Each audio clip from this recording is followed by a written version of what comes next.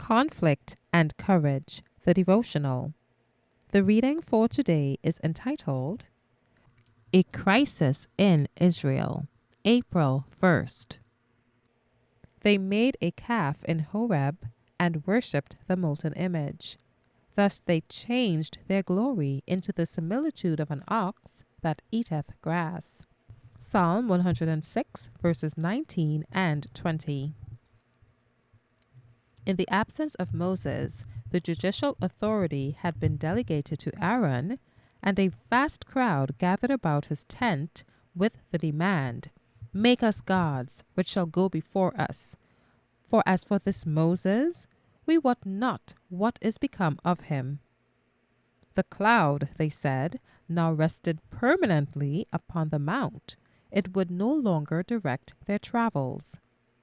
Such a crisis demanded a man of firmness, decision, and unflinching courage, one who held the honor of God above popular favor, personal safety, or life itself. But the present leader of Israel was not of this character. Aaron feebly remonstrated with the people, but his wavering and timidity at the critical moment only rendered them the more determined. There were some who remained true to their covenant with God, but the greater part of the people joined in the apostasy. Aaron feared for his own safety, and instead of nobly standing up for the honor of God, he yielded to the demands of the multitude. He made a molten calf in imitation of the gods of Egypt. The people proclaimed, "These be thy gods, O Israel, which brought thee up out of the land of Egypt."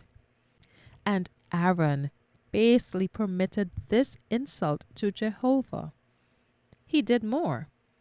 Seeing with what satisfaction the golden god was received, he built an altar before it and made proclamation, "Tomorrow is a feast to the Lord."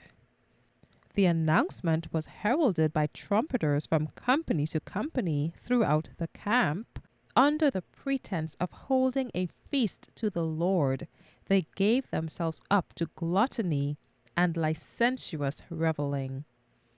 How often, in our own day, is the love of pleasure disguised by a form of godliness?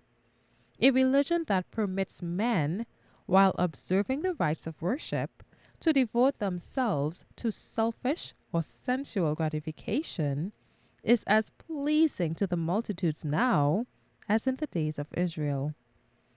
And there are still pliant Aarons who, while holding positions of authority in the church, will yield to the desires of the unconsecrated and thus encourage them in sin. Be strong in the Lord and in the power of his might.